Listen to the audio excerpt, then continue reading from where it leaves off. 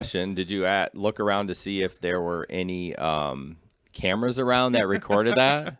I wasn't in the state of mind in that moment, but as I was driving home, because I just went home after that, I didn't, Yeah. I didn't do anything else. I did think about that because that A, it would be really funny to watch, and Yeah. B, Now, well, would it be funny now?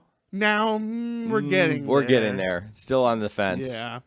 And B, it would be good if Workman's Comp or anybody else came back and said, we need evidence. Oh, Now, I don't think that'll ever happen, but, no. So that happened, and I fell hard. And I'm a big guy, and that's one thing that the doctor said. He's like, you're carrying around a significant amount of weight. Rude. Well, he was a big guy himself, too. So he prefaced it with, you and I are big guys. Like, when you fall, that's a lot of mass hitting in a sudden moment of inertia or whatever you call it, the physics behind it. So yeah, it was bad. So I went home, I called my boss, and I said, I fell on stairs and I'm in a lot of pain, so I'm just going to go home. And thanks for stealing my phone, buddy. You don't need it. I'm hearing interference. It's driving me nuts. Oh, See, you could have said nothing, and no one would have known.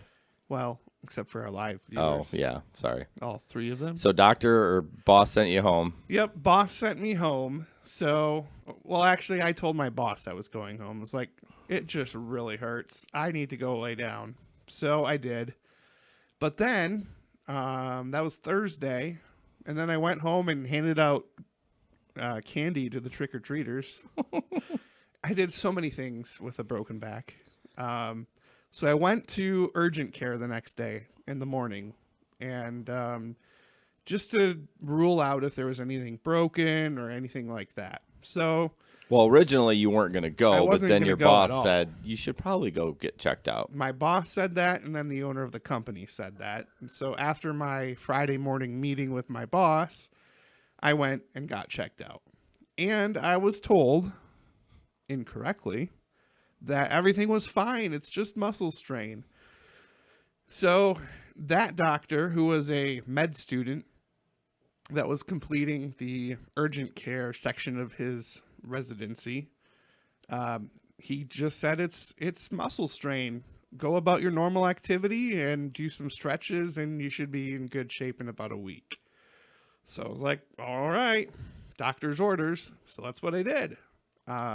You don't forget the best part, that he didn't even look at your back. Yeah, there's that. I mean, what? That's so bizarre. Did you Yeah. follow up with them at all, or are you just gonna let it go? Or I'm trying to recover first. yeah, I mean, and then make decisions about that. well, I sort mean, of you thing. I think at the least you should at least reach out and say, man, this was such a big. You missed the boat here. Yeah, right. Like he should have ordered an X-ray. He should have been a little bit more like, this might be worse than what it is. So that was what, 2 or 3 days after you. It was the next day after. Okay, well, I bet you. injured myself. I bet you had a big old bruise there. It was starting. by that point. Oh yeah, because that night Andy noticed the bruise, and she was like, "That doesn't look good." I was like, "Well, he said it's just muscle strain." And I don't blame you. I would have been like, okay. I mean, you're the one that's going to school to be a doctor. I assume that you're correct. I didn't know he was a med student when I saw him. Now maybe it said that on his badge that he wore. It should. I didn't know. But he was a resident, right? Yes. So that it's technically not a student. They've already gotten through their school. That's true. So because if it was a student, I don't think they would let him sign off on that without someone else around. Yeah. But So that happened, and I guess there were some clerical errors that were made as well. So I'll get to that in a minute. But so I handed out candy to trick-or-treaters. I went and did a podcast episode with Eric Zane at his house. oh, that's right. I drove for rideshare 2 nights in a row late. Like, there are so many things that I did because it's what I normally do. And he said, just continue with life as you would normally with no restrictions. So I did. But then my back was not getting any better. In fact, the pain was getting worse each day. I got to Wednesday and I was in rough shape. Like, I had 3 appointments that I had to run that day. So that's 6 times of either getting into or out of the car, which is the worst pain. Like that is it's getting better now because I've kind of learned how to enter and exit the car slowly, but it really hurt. And so after 3 appointments, my boss was with me on the last appointment, and I just looked at him and was like, I am hurting. He's like, oh, I can tell. So I said, I'm going to go back to urgent care. Something's not right. So that's what I did. It was about 4:30, and then I just went to urgent care, and that doctor, he came into the room. I'm not sure. I'm trying to remember the flow of events. I essentially broke down and started crying because I was in such pain, and I had been told to just go on with regular activity, and so I was frustrated that that was what I was told to do. Yeah. So I was just a mess. I was in pain. I was stressed. I was just honestly furious that I was back here with all this pain after doing what the doctor told me to do. And I had to wait that time to be seen. I think I was sitting in the waiting room for about 40 minutes. It's just like, this is awful. So the doctor comes in and just takes one look at me, and he's like, you're in rough shape. I was like, yeah. Yeah, thanks. And then he's like, let's take a look at your back. So he lifts up my shirt, and he's just like, whoa, that's pretty bad. Yeah. I was like, yeah, it hurts. He's like, I'm sure it does. And then he puts his other hand. So he's got one hand on my back, and then he puts his other hand on my belly and kind of pushes. He's like, does that hurt? And I'm like, yes. He's like, okay, you need to go to the emergency room.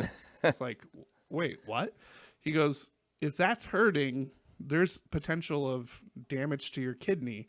And then that's when he went into his spiel about, you and I are bigger guys. We carry weight. And when that weight hits the pavement with such impact, things get broken and tossed around inside. And he's like, so you absolutely need to go to the emergency room and have a CT scan.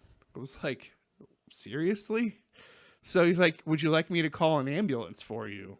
And I was like, I don't think that's necessary. He goes, well, you're in rough shape. If you need it, just let me know, and I'd be happy to arrange that for you. And I was like, no. I'm surprised that they just didn't do it, because I always think about liability. Yeah. Like if he thinks that you need it and they send you, and all of a sudden you're driving and I don't know. Yeah, I don't know. Have a grabber or something. Seriously.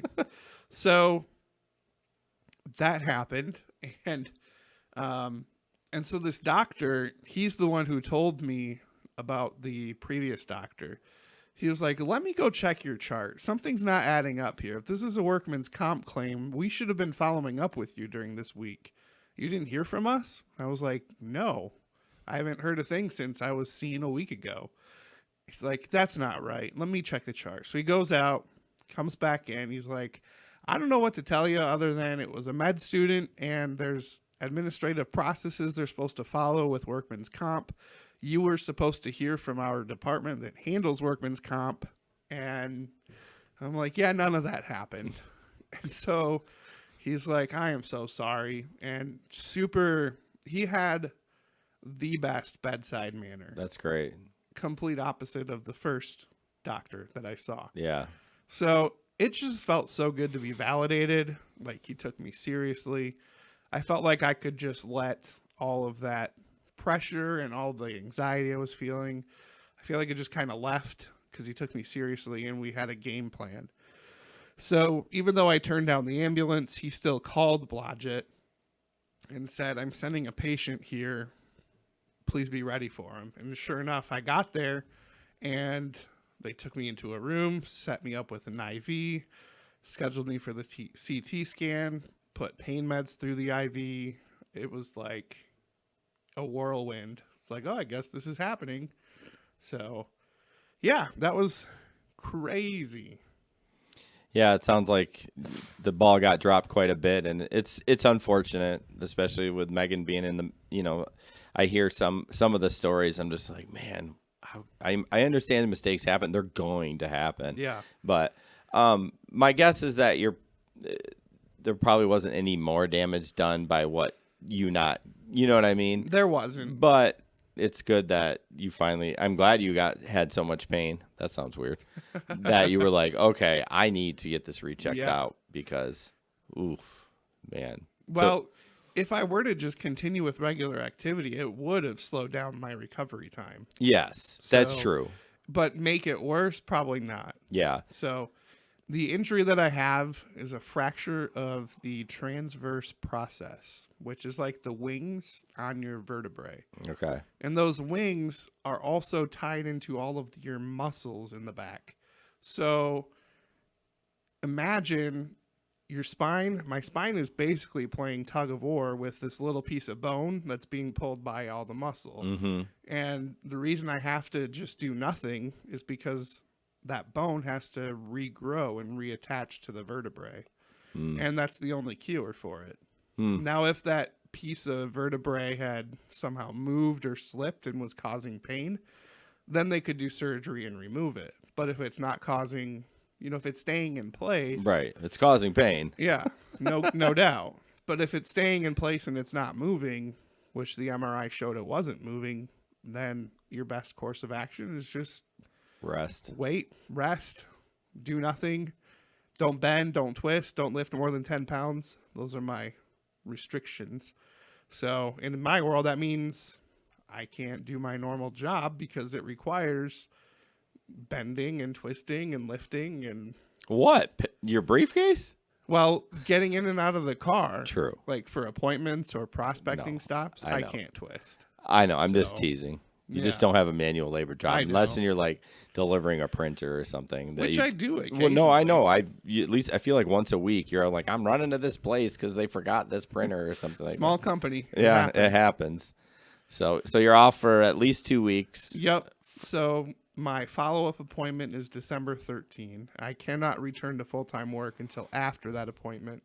However, if I choose to, I can go back and do part-time, but I have to call into my doctor and get that approved first. Yeah, Megan asked, fan Megan asked if, I guess my wife's a fan too, but not my wife, asked how are your kidneys? You didn't have any. No kidney damage, Okay. thankfully. You're peeing okay. You're not Yep. peeing tar. Nope. Yeah, that was one of the things that they were looking at too in the CT scan was kidneys and spleen and everything else down there. So Yeah, so on a back behind the scenes look, Ben's been really, which surprises me, has been really fidgety and hating being down. And I don't know. I just see you like, oh, this is not that this is great that you're hurt, but be like, oh, I'm gonna catch up on Netflix and I'm gonna lay on the couch but I think I don't do that well. no, and I thought you did, and so this has kind of been an eye-opening thing for you to be like, yeah, this is, I don't know. It Yeah. feels like you have ADD. Kind of. I mean, don't get me wrong. I do enjoy just checking out every now and then and, being an introvert, hiding Yeah. away. But in that, I still like the freedom of being able to get up and go somewhere if I wanted True. to. When I was on the opioid pain medicine, I couldn't drive, obviously, and I wasn't in any physical shape to really get out and do much. So I was homebound for a week without leaving the house. Like, or almost a week. I think I might have gone out once during Yeah. that period, but I didn't drive for a whole week, which is insane. Y'all, I tried to convince Ben to take pain meds and record tonight, but he decided it wouldn't be a good idea. I said, I'll drink. We can kind of just see what happens. Yeah. No format. Kind of fun. But, well, I'm glad you're feeling better. I'm glad you're here Yeah. recording. This weekend has been the most active I've been in a while. And it's funny because it's really not that active. But Well, from what you've been Yeah. doing. like this morning, we got up and went to church. And our thing at our church, members, we try to park as far back in the parking lot as we can, just Yep. to leave room for the visitors. So that's just what I do. But then I got out of my car and looked and saw how far away the entry was. It's like, oh man, here we go. So then I had to walk from one end of the building to the other, which again, when you're in good health and there's no issues, it's not a big deal. Yeah. But when you have a really bad back, it's like I'm gonna feel this when I get there. Yeah, I bet you've been looking back and be like, man, just a different perspective of It seeing people is. that struggle, and you're like, oh man, I've been there for at least a small portion of my life, Yeah. but I'm glad that when it heals, I'll be, better. Yeah, it definitely gives me more empathy for people that have physical disabilities or limitations. Yeah. So, Okay. so that's my long-winded Yeah, personal update. mine is not that long.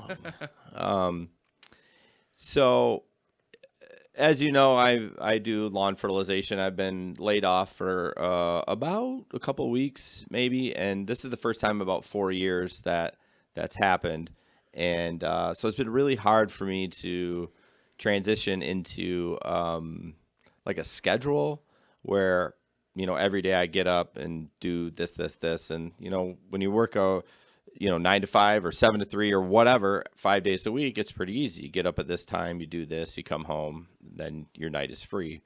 But being with rideshare or gig economy kind of things, earning income, it's kind of up in the air. Like sometimes you have a flex shift and that just pops up randomly in the Yeah. afternoon, and you're like, okay, I got to do this.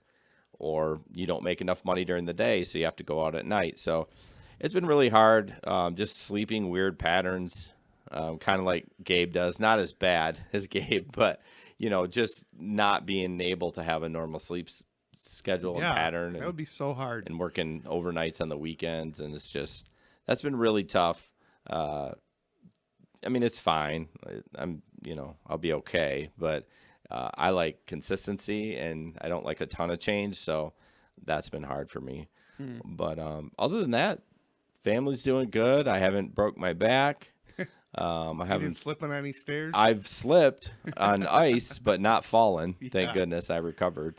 But yeah, that's other than that. I feel like it's been a month since you and I have sat down. Yeah, I mean, you and Meg had some time away. That was pretty good. Yeah, yeah. Is that in the? That wasn't there. Oh, Just reminding you. okay. So the funny part is I thought the personal update was separate from what we've learned, experience, and moving last week. Oh, wait. Oh, no. No, it's not separate. I mean, Okay, well, I'm confused because you wrote I've been home for a week, but bored out of my mind finding random things to do. that's you, my personal update. you didn't talk about any random things that you do. Oh, well, I So guess I could go back to that, but Okay. Clerical, no. Apparently, we have to separate that. Oh, and Megan and I had a beautiful anniversary weekend. there you go.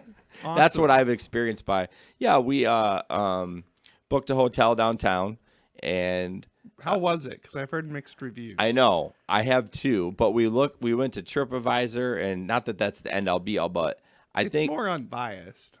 I think it is too, and it was really highly rated. So I think since the new people took over and kind of gutted it, and I had seen the stuff like in the hotel, I could stuff like, that probably didn't get redone, but a lot of the rooms were pretty much like really nice. So no, it was a great hotel. So I Awesome. didn't have any trouble. But yeah, we went to we tried all restaurants that I've never eaten at that we haven't. So we Okay. did. I'll just rattle them off. We did Hancock, which is Nashville hot chicken, really good. We did Butcher's Union. I had bacon wrapped meatloaf. Sounds delicious. We did the Winchester, which I was like, it was all right. I had thought their burger was so great, and I had it, and it was just like, meh. And then what else did we do? We had one more. I thought that there was one more. Maybe that was it. So it was a great time. We had good time connecting, and it was just awesome. That's great. Like we didn't even argue or get fussy with each other. Wow. Like all weekend? Even with trying new restaurants? No, Wow. I've been trying to go in a better attitude of. I've had Impressive. times where she wants to go there, and then like the last minute, I'm like, nah, I don't want to do that.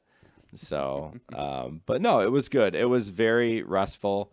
Oh, that's what it was. We went to Hancock for lunch. Then we went to the Cheesecake Factory and ordered takeout cheesecake. Like the weekend it opened, that was a Yeah. disaster, by the way. And then went back to the hotel, ate it, and took a nap. Awesome. That's perfect. So, I guess to build on mine, what I've experienced or been moved by, I've seen a lot of things on Netflix.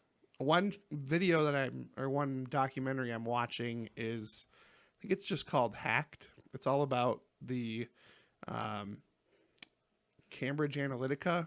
What? Say what now? Cambridge Analytica. Oh, They Cambridge. Cambridge. Yeah, Yeah. Cambridge. That's why I didn't. It's Cambridge. Whatever. Can you say bagel for us? Shh. Bagel. But they're the ones that ran social media for different campaigns. They actually ran it for Obama before Really? they did Trump's, Hmm. which is really interesting. So it's just a whole documentary about how they were able to essentially hack. I mean, not really hack, but they Manipulate. manipulated people specifically by targeting certain demographics on Facebook. And they came up with these profiles to profile Facebook users and build ads that essentially riled them up and got them to vote for whoever Which they were party? being paid to promote. Yeah. So that started with the Obama campaign, and they were so successful with that, so that when it came time for Trump, same people were behind that whole thing as well. And then Brexit, they were involved in that as well. So it's this whole documentary about how they did it and people's response to that, and just basically diving into the ethics of, is it okay to exploit data like that to sway an election? So what was the result of that? Because basically Facebook gave them that data, or There was definitely some transactional stuff. Facebook gave them direct access to some of that. I And hate then that. Mark Zuckerberg in court, when they took him to the stand, whatever it was, Yeah, before I all the remember. congressmen, he totally downplayed Facebook's involvement in it. So Facebook is definitely far more involved than what they are owning up to. Yeah, I wonder if they would, like, as far as the stats, if they would force Facebook to show the stats of that. I mean, I don't know. I didn't follow it much. I just know it sucks that they took our data. I always ask people this when those social media things come up: would you pay for Facebook? So Yeah. would you pay $5 a month knowing that your data was secure? I would, Absolutely. Hands for down. $5, and everyone's like, "Oh no, I don't need Facebook." You're full of shit.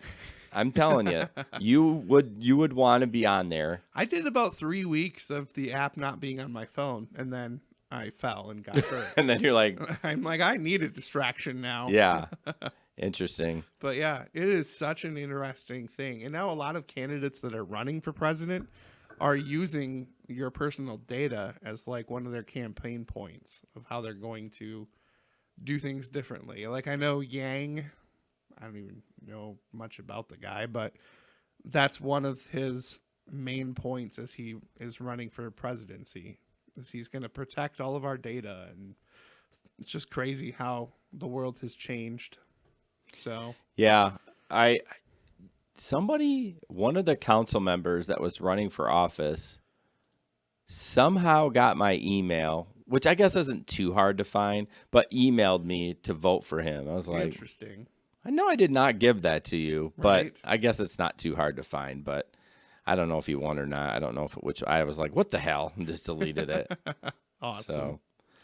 So what about a flub? Yeah, we also like to, share the highlights, but also the lowlights, things that Yeah, we're not proud of. Yeah, just so necessarily. that, Threads is about, like Ben talked about, being unfiltered and just kind of saying we screw up all the time too, and we're not going to, not talk about that stuff. Exactly.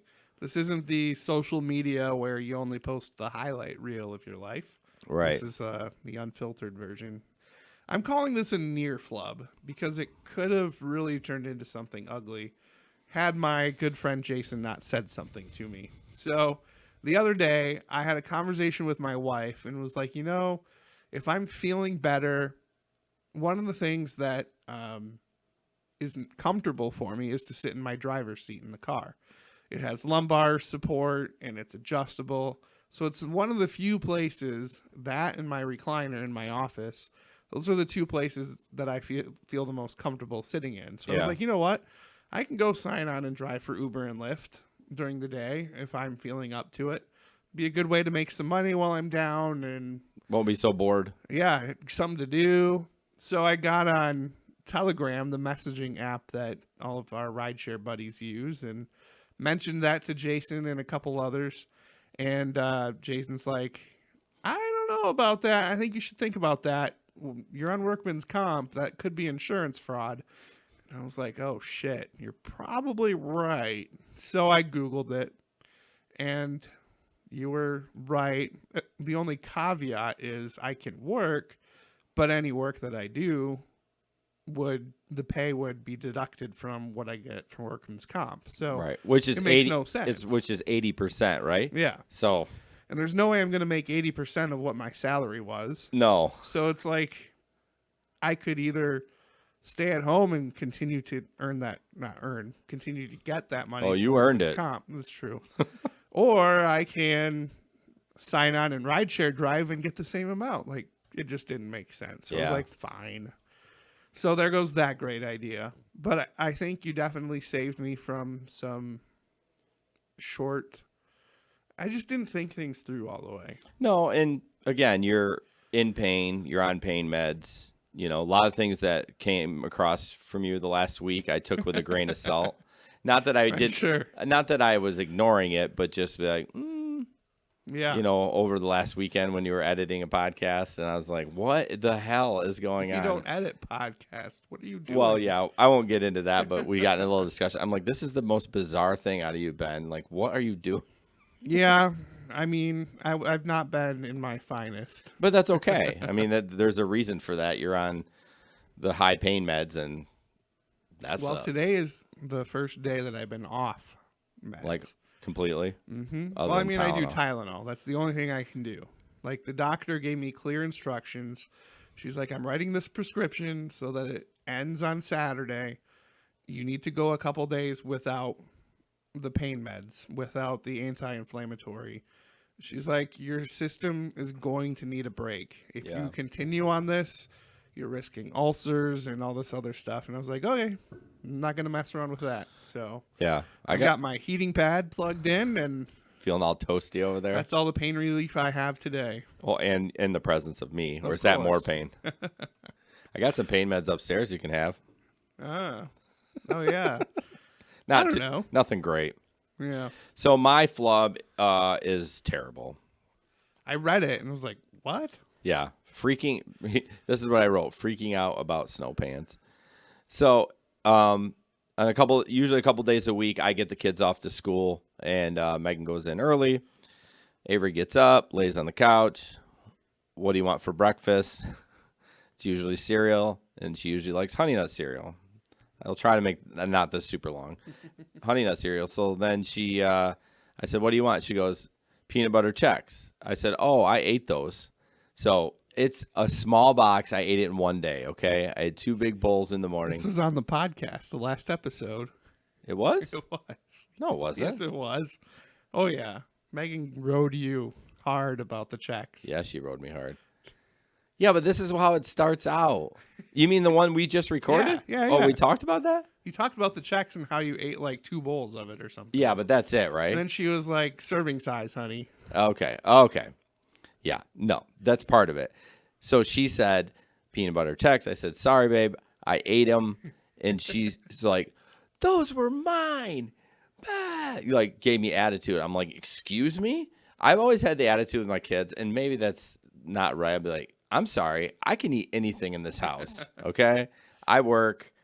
You live here. I mean, of course, they can eat too, but what I didn't know is that Megan had specifically bought those for her, but I've eaten them before, and no one told me. Right. So I'm like, whatever. Clueless, Dad. Yeah. So I just ate them in one day. 4 giant bowls. The box was gone. I didn't eat myself sick, but so that kind of set me off.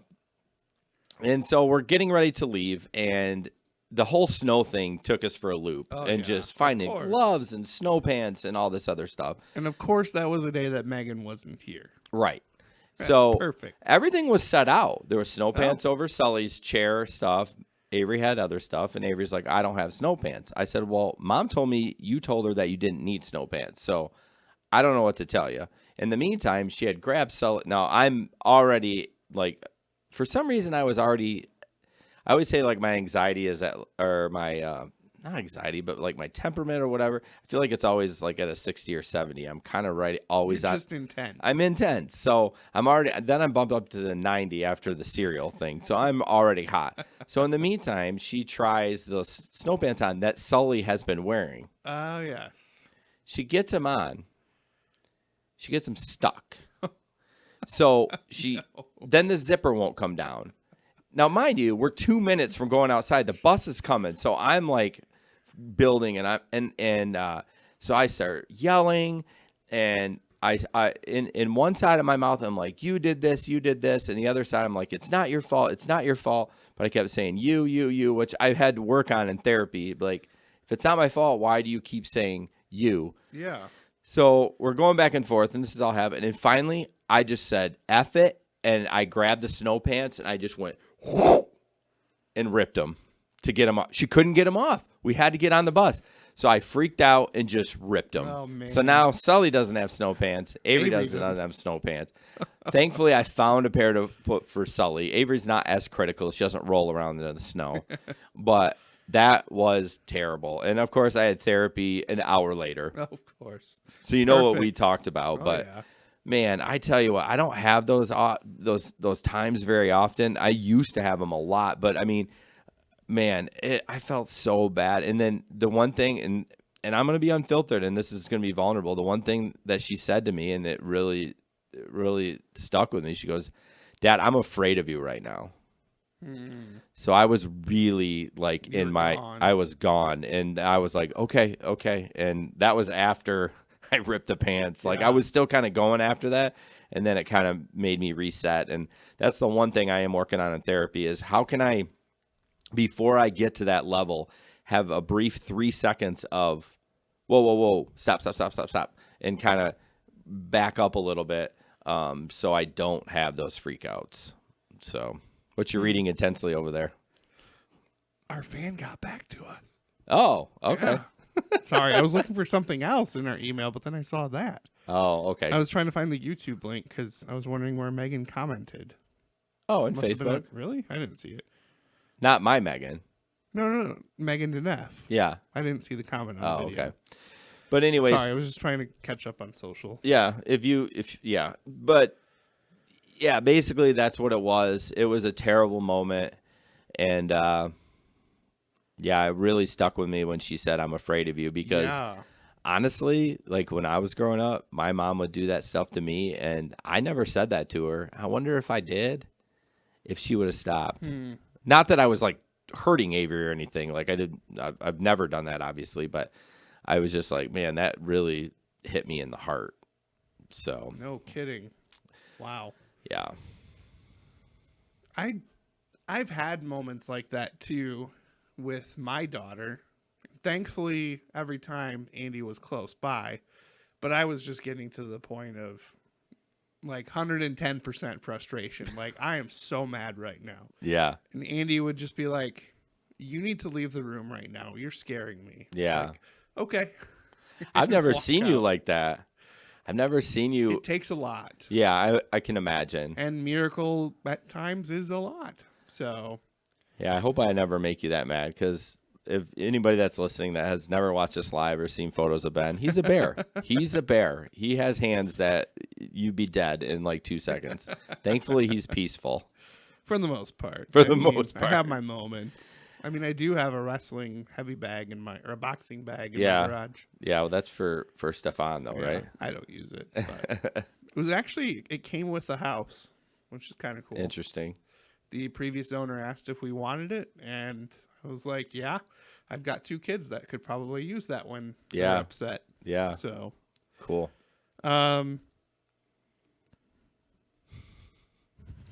Remember we talked about transitions? Yeah, and it says Jason outro transition to therapy update. Where? Up by personal update. Intro outro segment. Well, then why do we have an outro and then an intro from you? So we have an outro from personal update. And I don't know. It should be like, there should be no outro. I must have been on pain meds when I wrote All this. right, or I'm something. deleting that. I guess we're confusing ourselves. This is what happens when we don't sit down for a month. Yeah, it really does. We try to transition into other things, but it's difficult. We So, got it. It's all right. Life unfiltered. Yeah. We're cleaning it up. I'll edit it out. Don't worry. Oh, I'm sure you will. No. So, part of the threads, culture, DNA, whatever you want to call it, is mental health and being open and transparent about that aspect of our lives as well. So Jason and I are both very strong believers in seeing therapists.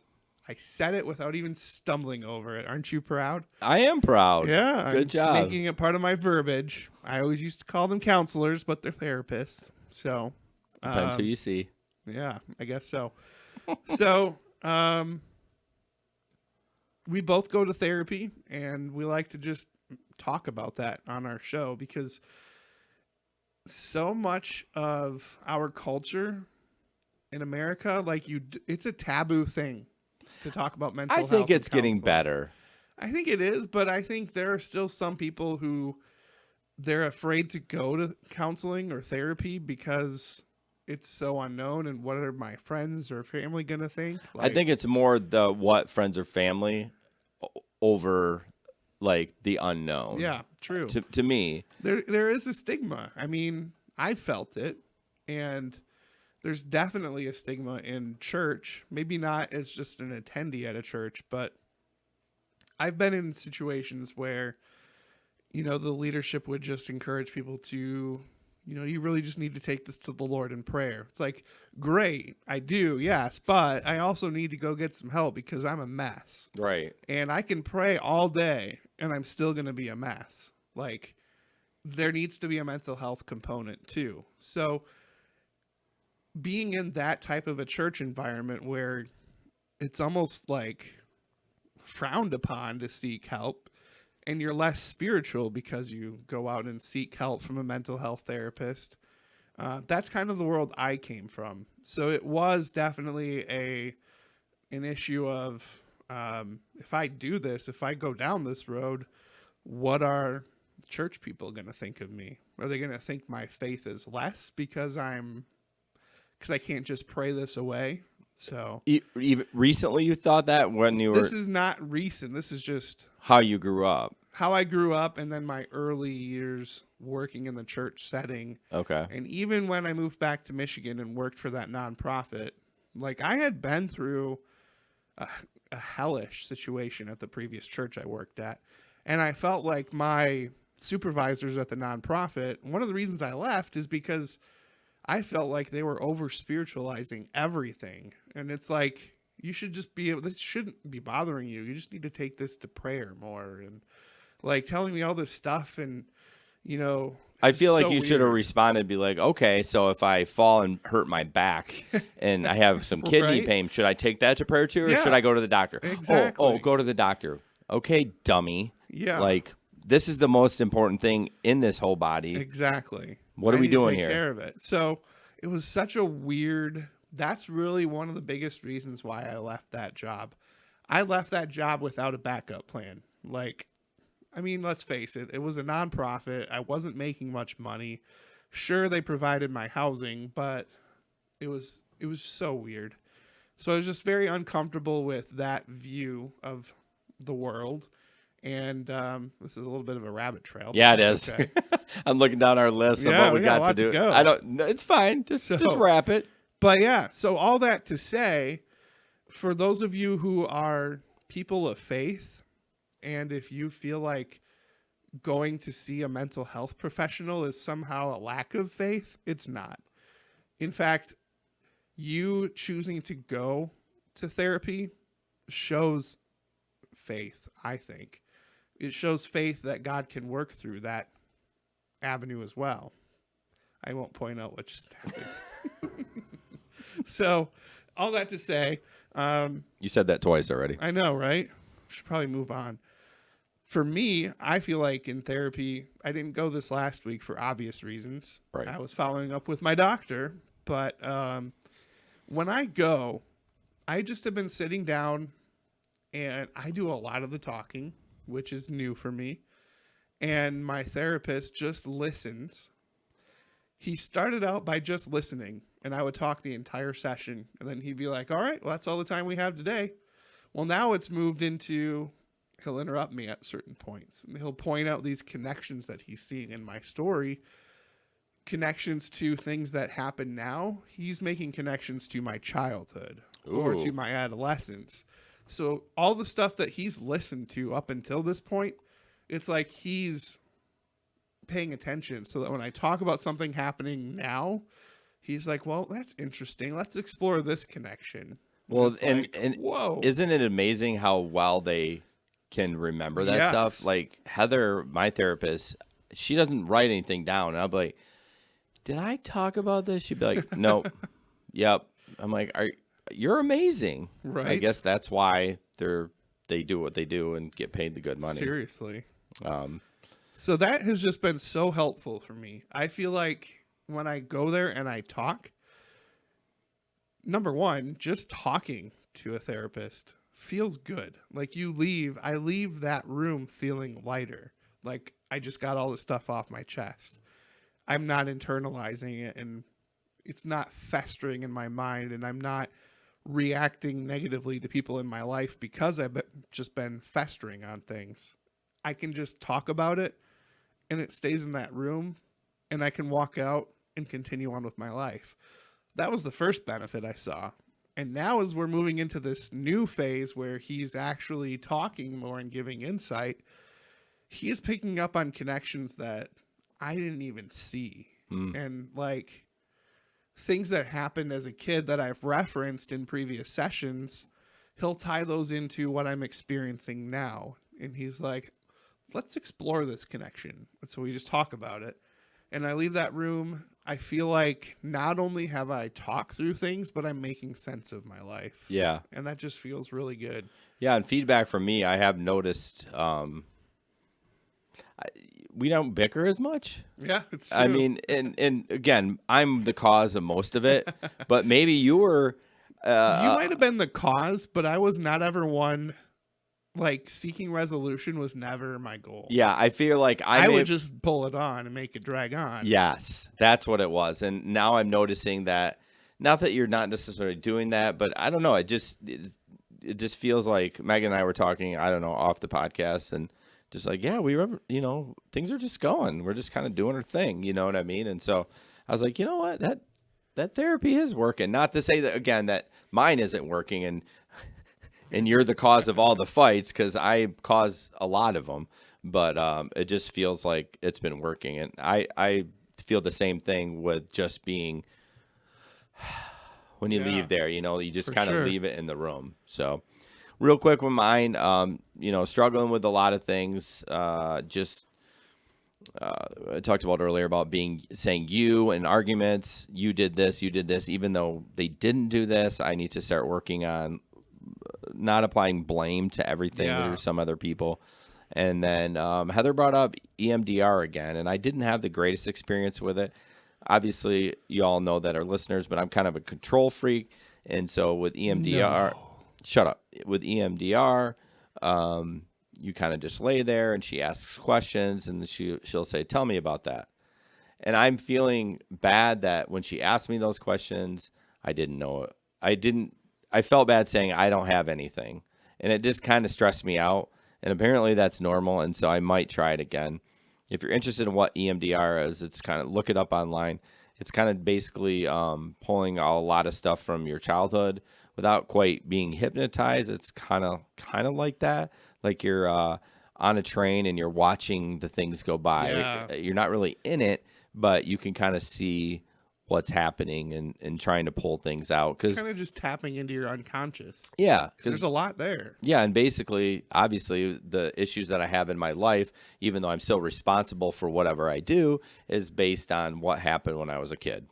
Sure. So bottom line. But so we got a email from a fan, and it was so exciting to get, not for her, but for us. Absolutely. Our goal for this podcast is just to, if we reach some people and people, whatever, get something out of it, then it was successful. And we honestly, in the podcast world, in general, not just us, we don't get a lot of feedback. Yeah. We don't get a lot of that was, I mean, yeah, Larry always says that's a great show, Yep. and I know he means it, but, Sure. and when he reaches out, it's important too, but we're friends outside of the podcast too. Exactly. So, and when we get people that, this person that emailed us, I don't know who they are. Yeah. I mean, we see our numbers go up every week, and that's Yeah. cool. It's like, oh, wow, we've reached 6,000 listens. So there's potentially 6,000 people that have tuned in. We hear from maybe, I don't know, 5% of them if we're lucky. Oh, man. Maybe less than that. Yeah. So all that, man, I got to stop saying all that to say. That's my crutch tonight. But I'm glad you caught it. I know, because I knew if I didn't, you would. But if you are listening to our show, and if this does mean something to you, please drop us a line. That's what this fan did. She just got on our website and found the contact us form. Use it. I mean, even if it's just to say, hey, my name is so-and-so and I live in so-and-so. I mean, we just love to hear from our listeners. So, but she wrote in with just a really good email. I'll just read it. It's pretty short, but this really gets at the heart of what we're trying to do. She says, I know you have talked about different kinds of therapists and techniques on your podcast, and your wives and other guests have talked about different kinds as well. If I have never been to therapy and want to go, how would I even go about finding a therapist and the type of therapy that might be good for me? Thanks for your advice. And then she signs off with her name. Ooh, you almost did I it. almost said it. You even revealed the gender. I was going to keep it as they. Yeah, well, you know.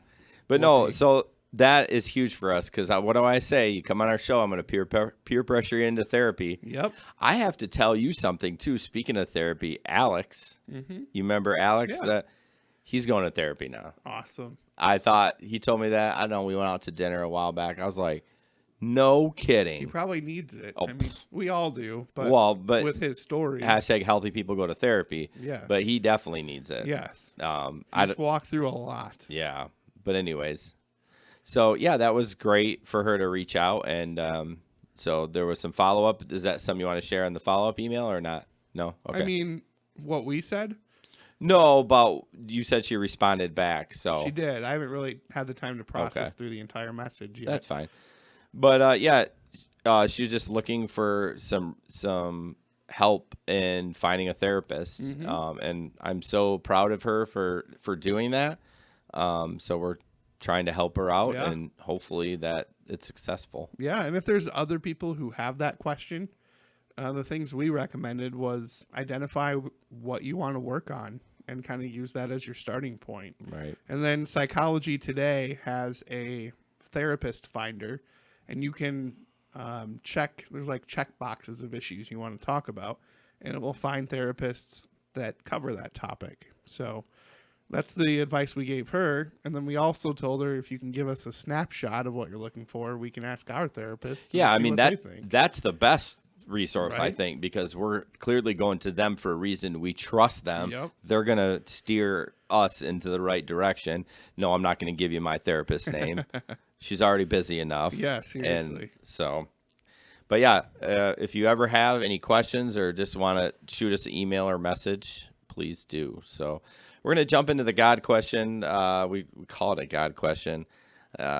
We try to keep it not too much Christianese because I know everyone's not a Christian, Yeah. and that's cool. But this is something that Ben pulled out, and tell us Yeah. what you think about this. So part of my story is I grew up very Christianese. Like, my world was immersed in the church and in Jesus and all of that good stuff. And not that I find fault in that, but I feel like I just missed out on a lot of, I don't know. I feel like I saw the world through a very different set of glasses that was very idealistic and very filtered, honestly. It was just such a narrow view of the world Yeah. that I grew up with. And I still claim my Christian faith 100%, but I'm not immersed in that fundamentalism. The, absolutely everything you do has to be Christian. What does that even mean? Like Christian music, Christian books, Christian t-shirts. Like, that was my life growing up. I had a shirt that said, it It was a picture of a lifesaver, but it said, "Jesus is my life savior." I feel like that's a copyright infringement. I know. There were so many of those things. When I got to college and realized this isn't normal. You're wearing that shirt around all proud, like, look at me, guys. But I got to college, and even at a Christian college, I started kind of noticing this isn't normal. And I read an article somewhere, and it called all that stuff Jesus junk, whether it's the WWJD bracelets or the Christian peppermints, the testaments they call them. Never heard of that. Like, there were so many things like that. So that's what I grew up with. And because of that, I have lyrics from some of these Christian bands that pop into my mind occasionally. And with all the spare time I've had, I don't know why, but there's this song. First question for you. Have you heard of the band Audio Nope. Adrenaline? This just shows. If it's not how- DC Talk or Switchfoot Striper. or Skillet. Yeah, but those are bands I listen to now. I feel like They are very much Christian bands, though. it's so weird, though. I know. Don't you feel like that's weird? Why? That I don't know. I mean, like 1,000 Foot Crutch. That was really loud. Sorry. R.I.P. to your ears. That's what Eric always says. 1,000 Foot Crutch plays on the same station that plays Rob Zombie and Ozzy Osbourne. I think it's great. Yeah, I do, but I always like Evanescence was Christian and then they went Yeah. non-Christian. So I don't know. But anyways, I have not heard of Audio Adrenaline. Well, you're missing out. Okay. I'll get right on that. So they have a song that is called Man of God. And the whole premise of the song is they're kind of just, I hate to say whining, but it's kind of a slower song and it sort of sounds like whining. And there's a chorus that essentially says, sometimes I'm a man of God, sometimes I'm all right. And then they kind of dive into that and explore it. And that, for whatever reason, was playing in my head as I was sitting in my recliner recovering this week. And I was just thinking about that line. And it was like, I don't know if I buy that. Because, and here's why. I'll just jump into my answer and then you can answer. Yeah, that's fine. I feel like being a man of God is not something that is determined by my behavior. I think it's determined by what God did for me by sending Jesus. I don't want to get too Christianese and off topic, but for me, that's what the whole point of following Christ is all about. And because I choose to follow that, that makes me a man of God.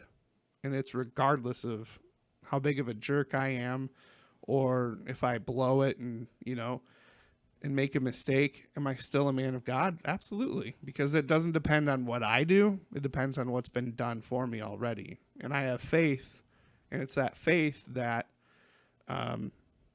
gives me a clean slate every morning. Yeah, my question is, what does man of God mean? Like, Yeah. what is the definition? Because I feel like in those lyrics, I think they have maybe a different definition Maybe. than what you do. Because sometimes I'm a man of God, sometimes I'm all right. So all right meaning like I don't need God, or Yeah, I don't know. I guess I don't know. What I would be curious to what you think the definition of man of God. What does a man of God mean? When I hear man of God, I hear, and again, this is filtered through years of churchianity and everything else, but I hear somebody that is, following after God. To me, it would be a pastor. A man of God is a pastor. Yeah, or a priest. I can see that. Yeah, I just don't. I mean, but I do agree with the line of thinking. I mean, someday, well, I feel like, okay, so if you want to break it down, on Sundays I'm a man of God, but the rest of the week I'm all right, which is unfortunate because it should be It's like honest, but It's I would honest. argue with that though, because again, what is it based on? Is it based on your behavior? Then hell yeah. If it's based on behavior, then yeah, I'm in the same boat. I'm a man of God on Sundays. I'm hit or miss during the week. why can't we do? Why is that such a struggle for obviously us and people in general? Why is that such a struggle for people to? 'Cause there's so many other distractions. Other think things that's to what it focus is? on. It's not like we can download an app and talk to God. I mean, Yeah. I don't know. I'm sure you think about it more and probably pray more than I do. But yeah, it depends on the week. yeah, I mean, I guess. But yeah, that's interesting. I just really need I mean, I guess we could Google what a man of God definition means, Yeah. but to see what it says. But I think that really kind of changes my answer. Man, we could go on a whole tangent about that. I know. That's why I'm starting my own podcast. Oh yeah, what a good segue. Do you want to talk Right? about that? Well, hey, look at this. I just Googled man of God. First page that comes up is Wikipedia. Man thought it of was God your is podcast. a biblical title of respect applied to prophets and beloved religious leaders. Well, fine. I am right. But I mean, I think the lyrics from the band, they don't see it that way. I don't know. Maybe. I mean, they can't be talking about priests and pastors. I Yeah, mean, because not everybody would be. But I don't know. Really interesting. it's a good. See, this is what I love about our friendship, because I grew up seeing things so differently, and then I put something on a Google Doc, and you come back with this very inquisitive question. What is it? Wait, what's a man of God? What does that even mean? And I have to go back and examine and try to answer that. What is the problem? I don't know what's going on. I'm like, normally there's ice in here, but like I'm opening it and it's just like, here, let me try it again. I think normally the ice slows the flow and I don't quite put my lip far enough on it and I'm like dribbling on myself. But no, I agree. That's a great part of the podcast because you never would have been like, you just assumed what it was and you didn't think about what the definition And really assume could. that everybody else, knows what it means too. Right. So, Guys, we would love your reviews. That really moves the needle for us, gets us an internet point. Not that we're trying to sell advertising, but if anyone wants to advertise on our podcast, I'm not going to turn it down. Right. I just don't think we have the numbers yet. I mean, we're doing good. But that's not the point of us doing it. We pay for everything out of pocket, which thankfully, GR Rideshare, we get to use a lot of their equipment, so thank you to that. But yeah, check us out on Apple Podcasts, Threads. You're an idiot. Google Podcasts, Spotify. Those are the main ones, or Castbox or whatever. And anywhere that you can leave a review, do. Obviously, Apple moves the needle more, but I don't really care. If I saw a review somewhere else, I would be just as happy with it. We're not trying to always, move the needle. We're just trying to. I guess we kind of are. We just want to get our show out to more people. Mm-hmm. So please do that, and send it to us. We'll highlight it, and I don't know. Maybe we'll take a phone call and see. I don't know. Yeah. Who knows? But just do it. All right, we're gonna jump to current events. I know this was lengthy in regards to. Yeah, we're a 102 in. We might have to cut. I mean, we trimmed some of that is. Intro and stuff like that, but still. But I knew this one was going to be long. We haven't sat down for a month. Yeah, no one. Yeah, so a couple of these are videos. I apologize to the audio people that can't see it, but this next one you kind of want to see, and I'm going to post all these in the comment section, or not the comment, or the comment section of the podcast. What do you call that? The show notes. Show notes. Eric always calls it. So it's funny. I know I talk about Eric all the time. I listen to his podcast. I'm all caught up. So I don't ever miss really any. And he says, when he started saying this, he said, I will leave it in the comments. And I always said to myself, it's not comments, it's show notes. Every time he said it. So this has been going on for like a month. And now I'm saying in the comments, even before I say it's the show notes. So this one is about, just a quick synopsis. There's a Florida coach, Florida Gators football coach, and his wife travels a lot with them. And is involved with the kids in a weird way that every time the kids get off the bus when they're coming home, she gives them a kiss on the cheek and a hug and, welcomes them back. So when you watch the video, at first it seems okay. But as you watch it, I got more and more uncomfortable towards the end of it. So I don't know if the audio will do justice. So that's why check it out. When we post this podcast, it'll be in the show notes. So we're going to play that, and we'll be back. When Dan Mullen arrived in Gainesville, he said in order to turn the Florida football program around, he needed to change the culture. So he brought in new staff members to help him do that on the field. But according to Mullen, there's one coach at home that is also important to changing the culture, his wife, Megan Mullen. So as hundreds flock here for Gator Walk on game day, Megan Mullen is waiting for her husband and her children to arrive. And at first, maybe when I came in, they're like, whoa, who's this like blonde that's like around and always hugging me and whatever. But now they come up and hug me and talk to me before I can even get to them. Megan Mullen's not just a coach's wife or the first lady of Florida football. She is Dan Mullen's partner. Megan made it a point to make the players her priority, whether it be a hug or a kiss before game day or making sure the players understand. So you saw how it's not the kiss, it's how she touches the guys. Like, it's very sexual. Yeah, kinda. It gets worse towards the end. That one was okay, but it gets worse. And she cares for them during the week. I'm just always ready to get the hug. Every time we get off the bus, she always ready to give us a hug, kiss on the cheek. That motivates us, man, and that's just having somebody who shows a lot of love like that. The way she showed love to us and the coaches, and it's just a good thing to have a lady like that that's sweet and kind. When we were here 10 years ago was the same. Like, they are our children. So I have 2 at home, and then I have a furry baby and a big baby as a husband, and I've got 119 others. She's like the co-head coach when it comes to trying to be around the players and and pick them up, and she's always positive, always has a smile on her face. That's who she is, not just around the players, around, she does that for me, always puts a smile on my face. Yeah, Dan calls me a coach. I don't know. I know this. I got to have my dream job. I did that for 13 years. That was great. Last time I was here, whatever. But I wouldn't give up 1 second or 1 5-minute conversation after a practice on a Wednesday afternoon for anything else. What the biggest honor that can be bestowed upon us as a coach and a coach's wife is a parent and a student athlete deciding to come play for us and be part of our family. I'm probably tough on people, and she's a lot more loving than I am. Whenever you're having a down day, she's like right there with a big smile on her face to pick you right up. Oh, that you can feel safe here, knowing, like, being a recruit, just knowing that you would come from anywhere and feel comfortable here at Florida. Especially with somebody like me. My home is 12 hours away, so. You see that? She took her hand and put it on the chest and then rubbed it down. I Creepy. Yeah. It's like having a second mother. They're college students, right? But there's so much more demanded of them that anything I can do to, lift their spirits or just acknowledge something special they're doing. You know what? Their moms aren't here. They don't get to see them every day. But when I know they're doing something special, I try to do that. You don't see that really in most programs. Just to be able to see that and see the time she take out her off time and writing those notes for every single player. It's sweet and it's kind. They came to Florida to win a national championship, but they also, I think, deserve a family that just loves them more than the world. And every day I want them to know how proud I am of them because they sacrifice so much and they work so hard.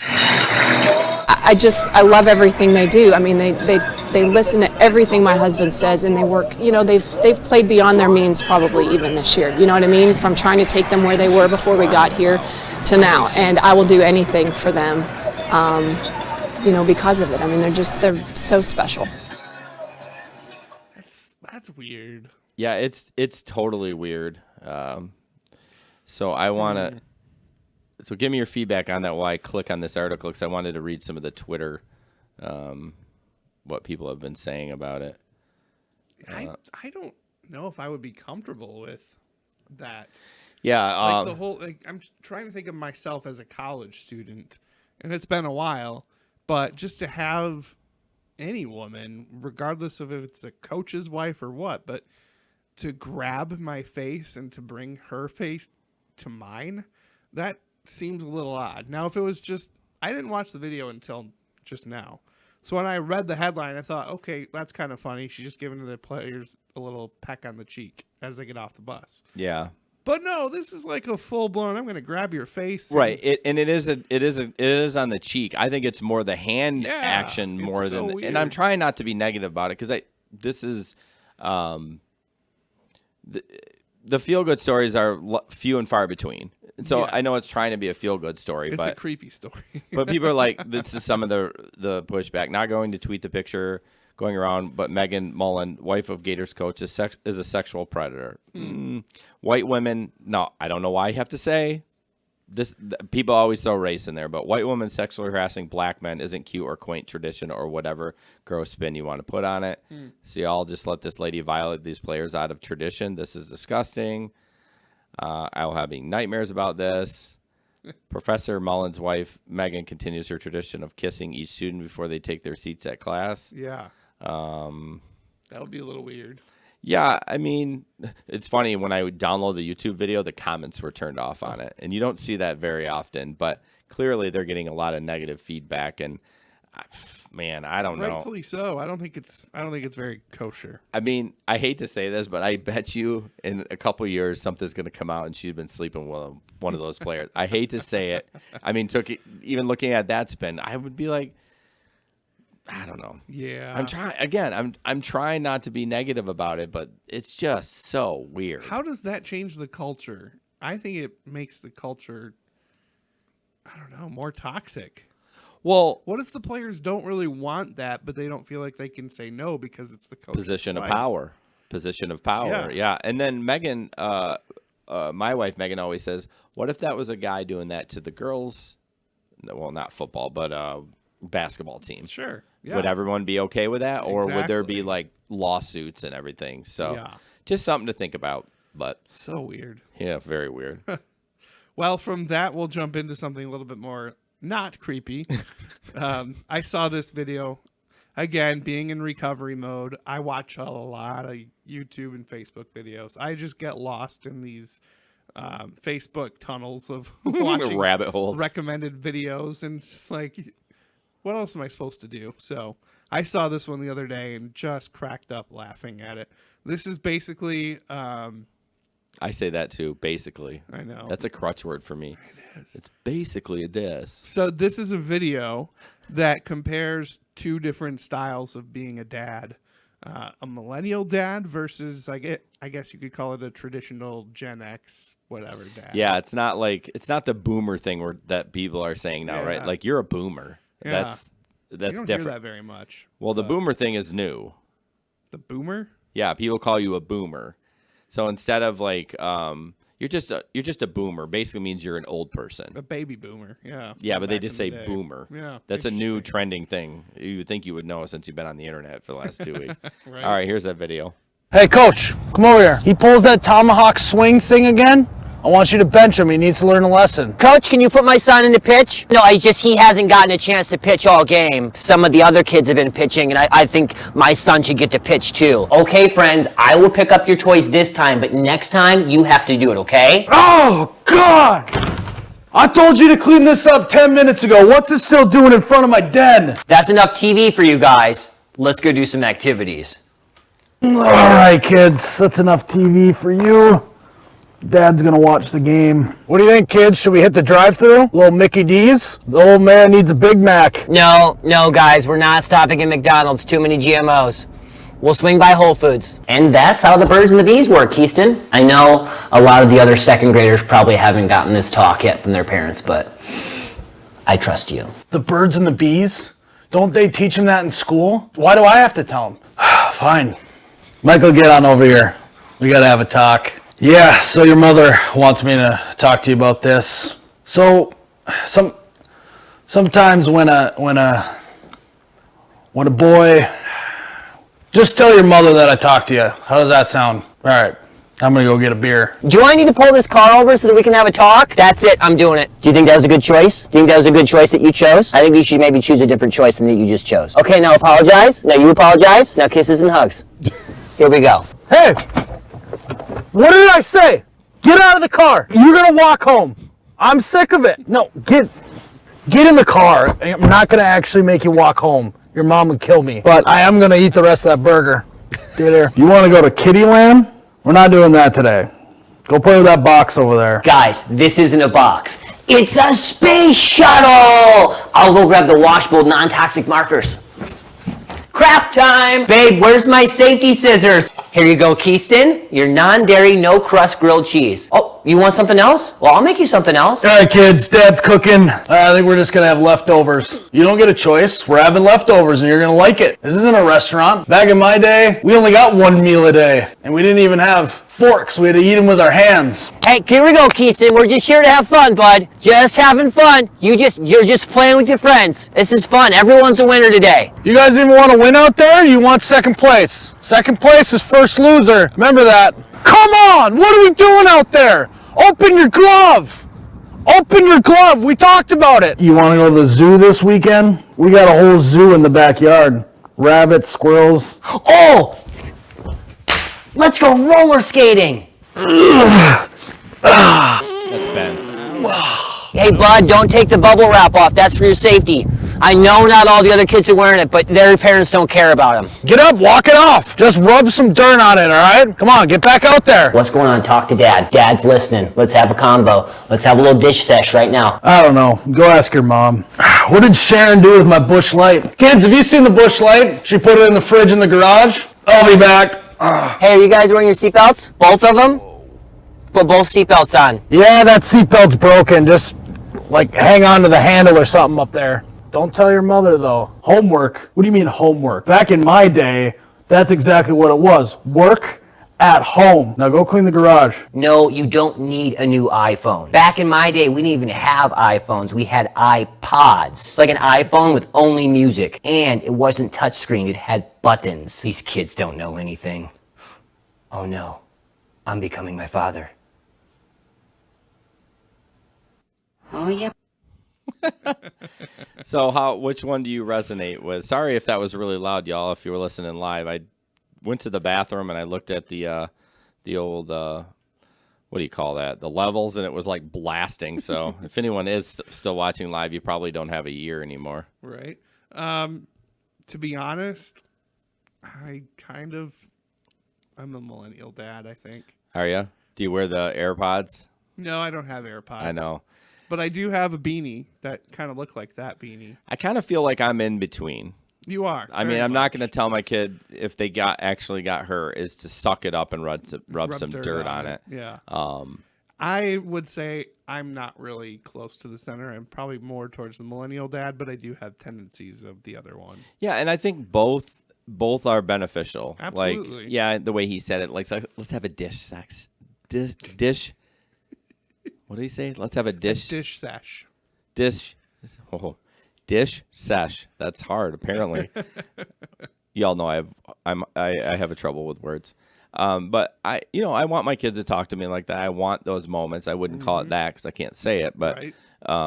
But again, I definitely have moments where I'm like, let's watch the game. What are you guys doing? You guys are doing your screens? Okay, I'm going to watch the game. Not, so. Yep. But I think both have pluses and minuses. Definitely. So. And I think, too, it boils down to connection. Like, I feel like the millennial dad in that video came across as having that connection with his kids. Yeah. And that's what I want. But at the same time, I need to be firm sometimes. Well, I think what that portrays is that millennial dad is, and we all know parents like that. And if you are one, I'm sorry, this is going to offend you. You worship your kids. Yeah, and the center of your universe. That's just not what you're supposed to do. No. Now, if your marriage is 100% perfect, I guess you can do that. But they shouldn't be the center of your attention. Yes. Do I do everything basically for my kids? Yeah, I do. But I don't put them at the center of my attention. Yes. And we need to prepare our kids for the world. Yes. We don't need to prepare the world for our kids. Right. There has to be a balance. Yes, you don't want to show them, why did I see? Or maybe it was in this video, the sex ed one. I must have been going to the bathroom. But where they were like in second grade.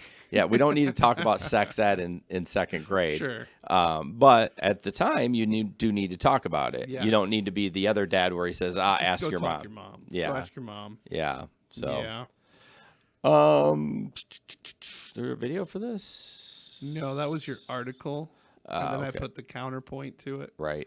So, again, we'll post all these. The article is trauma is not your fault, but healing is your responsibility. So I'm just going to kind of read through some of this. Hopefully not screw it up too much. It's not too long. But what happened to you was not your fault. It was not something you asked for. It was not something you deserved. What happened to you was not fair. You're merely collateral damage on someone else's warpath, and an innocent bystander who got wrecked out of proximity. See, I don't even know what that means. I don't think I do either. So a lot of this is right up my alley for my life, so that's kind of when I want to read it. Yeah. We're all traumatized by life, some of us from egregious wrongdoings, others by unprocessed pain and sideline emotions. No matter the source, we are all handed a play of cards, and sometimes they are not a winning hand. Yet what we cannot forget is that even when we are not at fault, healing in the aftermath will always fall on us. And instead of being burdened by this, we can actually learn to see it as a rare gift. Healing is our responsibility, because if it isn't, an unfair circumstance, it becomes an unlived life. What does that mean? I don't know. See, like, some of this is kind of heady. Yeah. Healing is our responsibility because unprocessed pain gets transferred to everyone around us. Oh, that's like my statement. And we are not going to allow what someone else did to us become what we do to those we love. Yeah. Healing is our responsibility because we have this one life, the single shot to do something important. Healing is our responsibility because if we want our lives to be different, sitting and waiting for someone else to make them so we'll not actually change sitting and waiting for someone else to make them so we'll not act, that doesn't seem right. So we'll not make them so will not actually change them. There should be a comma there, right? I don't know. It's a really clunky sentence. It will only make us dependent and bitter. Healing is our responsibility because we have the power to heal ourselves, even if we have previously been led to believe we don't. Healing is our responsibility because we are uncomfortable, and discomfort almost always singles a place in life in which we are slated to rise up and transform. Wow, this is long. I'm going to stop there. It's good. Yeah, each one is like, says healing is our responsibility because, and Ben's going to talk about the counter, but I truly believe it is. Again, you can blame for what you are. Yes, you had trauma, but it is your responsibility. Not to say that you don't need help somewhere else for someone to help you. So I don't think it's saying it's your responsibility. You have to do it yourself. I just think it's saying you need to get your shit together. Otherwise, you're going to affect other people's lives. It's true. Yeah. And if it wasn't my responsibility, I would just blame my family and my mom and my dad and just be like, well, it's their fault. Mm-hmm. And I have trouble doing that because, yeah, it happened, but I still am an adult. I still make adult decisions. So yeah. And the counterpoint, it's funny because my wife actually sent me, not knowing that you had sent that article to me. She sent or posted on Facebook. I can't remember. But she shared a counterpoint to that post. Well, all I saw was the picture. Oh, yeah. I think that's all she shared. Yeah.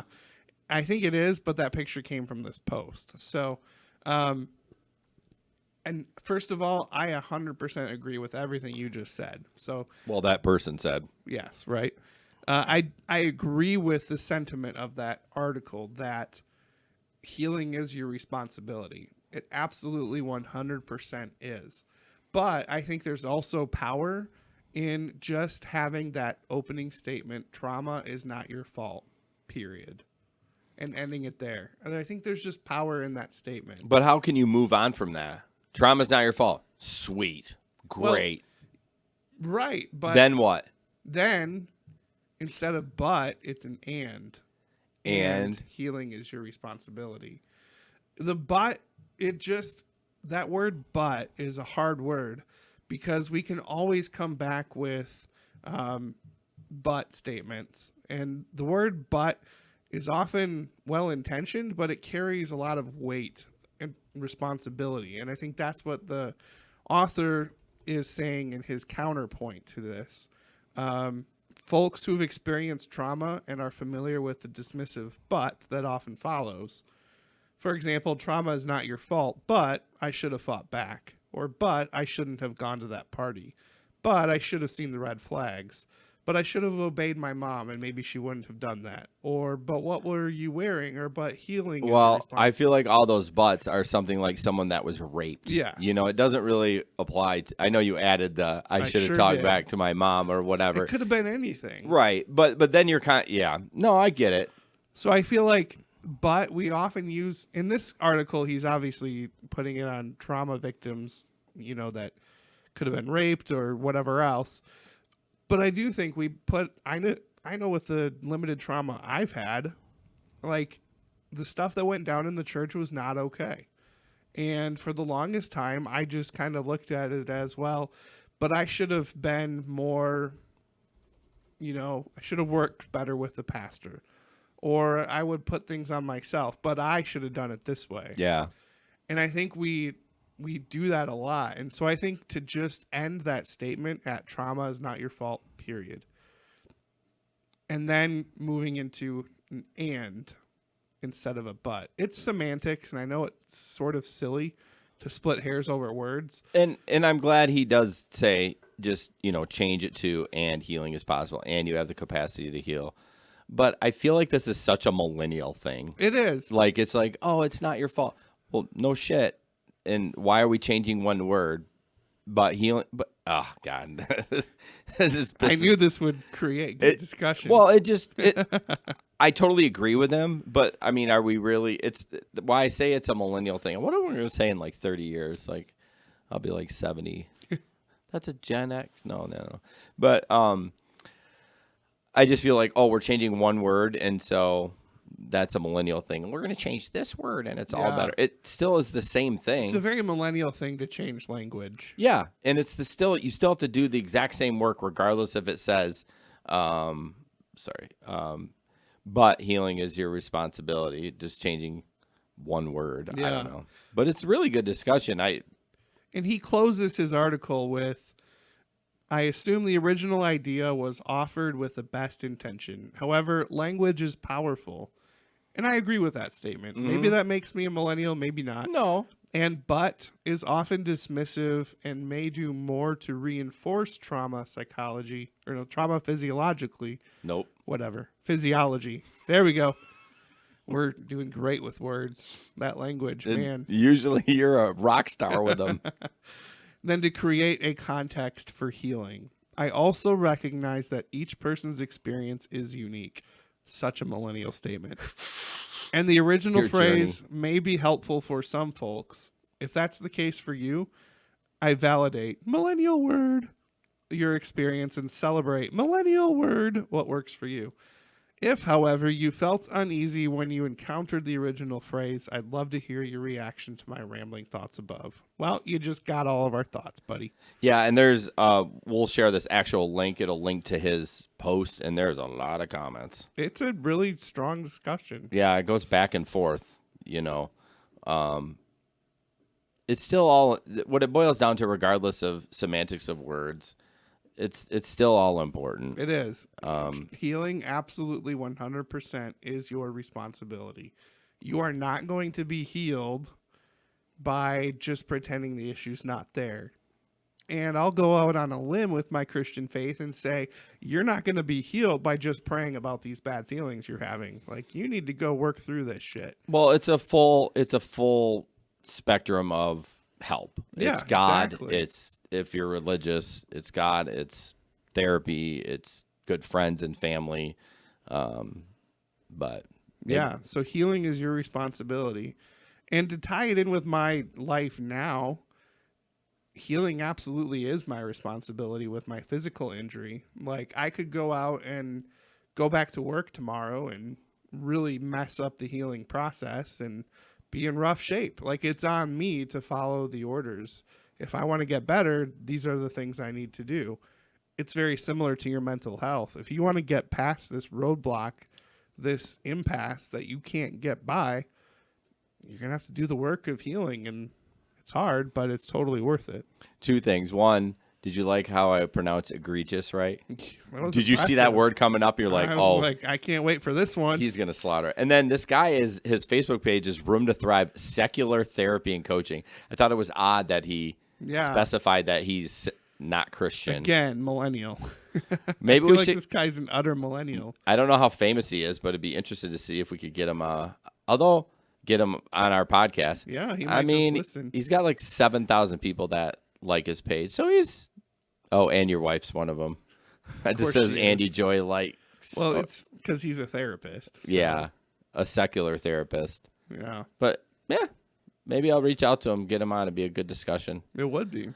Where are we at here? Okay, so real quick, a couple of pictures, and then I'm gonna skip that one. Okay. Let's just. Do you want to? Let's skip the pictures. Okay, I that's feel fine. like they're not as good. So Ben shared this article or this video about what anxiety looks like. Do you want to give a preview of that? Yeah, so this is another video that I found today while I was in my recliner. Yeah, after I was all prepped. Yeah. My favorite thing in all my podcasting, since I usually load everything into the software, is stuff right before. Like I want. I found this. Oh, that's right. We have the game. We have this game we're gonna play. And I'm like, he's like, I'll do it when I get there. I'm like, no, I want to get it done so I can go relax on the couch knowing it's done. And then he sends me this video. Yes. That's okay. So I figured it out. But this video again came through my recommended videos based on my viewing, so it totally makes sense. It's about anxiety, so not that anxiety is funny, just that it came as you recommended. Yep. You watched this video. We think you might enjoy this one. Right. That's kind of the hole I was going down. Yeah. It's so fun when you have nothing better to do just to watch YouTube. And right. Because you could probably find some cool stuff. Oh, yeah. So my son does that too. Yeah. He will get lost in YouTube rabbit holes. So I do that on Facebook because what you'll watch a video and then what happens is other videos are underneath and they're kind of associated a little bit. So you kind of say, oh, man. Yep. Anyway, so this video is about anxiety. Just to give you a millennial disclaimer, if curse words are offensive to you, you might want to press mute. Is there any F word in here? There are. Yeah. Oh, well.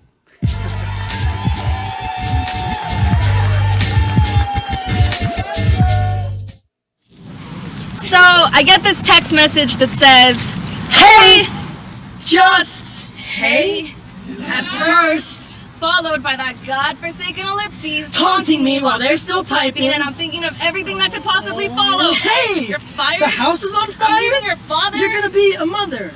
Anxiety makes you see things that aren't there. Even at the party, anxiety makes it seem like I'm not always there. Anxiety's that person at the party that no one invited who keeps asking, is the music too loud? Are we breaking the fire code? Will your neighbors call the cops? Then calls the cops to ask if it's okay that we're having this party. Anxiety is looking for your keys while you're holding your fucking keys. Anxiety is getting a voicemail like, beep. So I need to talk to you. Call me back. Of course you need to talk to me, but thanks for not telling me why. Also, who the fuck still leaves voicemails? Anxiety, that's who. Anxiety calls me in the middle of the night like, hey. Yeah. Remember that one time you called your 4th grade math teacher Mr. Mitchell Mom? Or that time you ordered pizza and accidentally said I love you before hanging up the phone? And you didn't realize it'd be the same person delivering your pizza? Nope! Totally forgot that happened until now! Anxiety is thoughtfulness is hella extra evil twin. Anxiety is so extra! Anxiety is having your friends give you advice about how to cure your anxiety, which only makes you hyper aware that you're a burden for having anxiety. Like, okay, yes, let me try your yoga studio because I don't want to offend you, and then silently implode because I'm forced to sit still with all my deepest, darkest thoughts.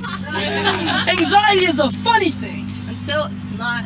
Until you're sitting at home alone and your friends are texting asking why you're not there. Anxiety is being trapped on a speeding train, heading for a cliff and not being able to escape because you're the conductor. It's trying to be the conductor to acquire with left and right hands that belong to different bodies. It's having a chorus of voices in your head where everyone is singing but no one knows the lyrics.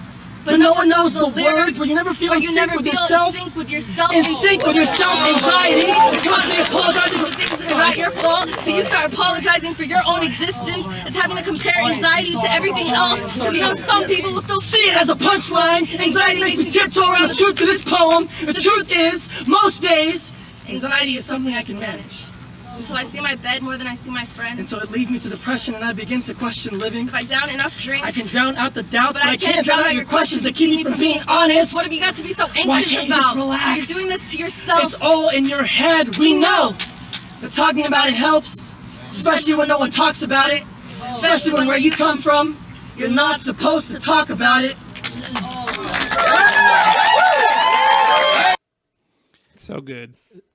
It was really good. I at first I was like, yeah, but then I kind of got I kind of got wrapped up into it towards the end. Yeah, they really nail it home at the end. The first half, it's basic college anxiety, but then it gets real deep. Yeah. I have a question about anxiety. Do you think that's kind of a millennial thing to it seems like everyone has it. And I think everyone has it to a certain level. Yes. But I always feel weird, like earlier when I talked about I'm at a level, let's say 60. And I don't want to say anxiety, but I'm at this level of, and like you said, you always say you're intense. And that's like a nice way of saying that. You know what I mean? Which you're high strung. Yeah, well, that's not a nice way to say it. But my point is, I wonder if we're all just if people use that as a quote unquote crutch. Yes, I can see that in our culture. I do think that it's overused.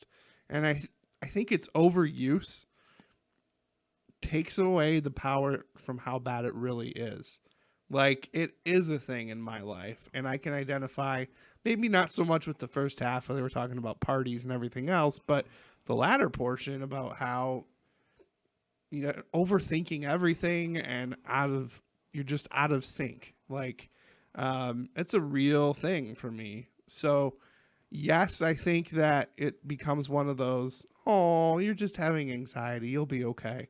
And people throw around that anxious word, like, I can't take this test, I'm too anxious right now, I need a safe place. Yeah. I don't buy all that. I mean, there are true people that have that level of anxiety that they need that safe place.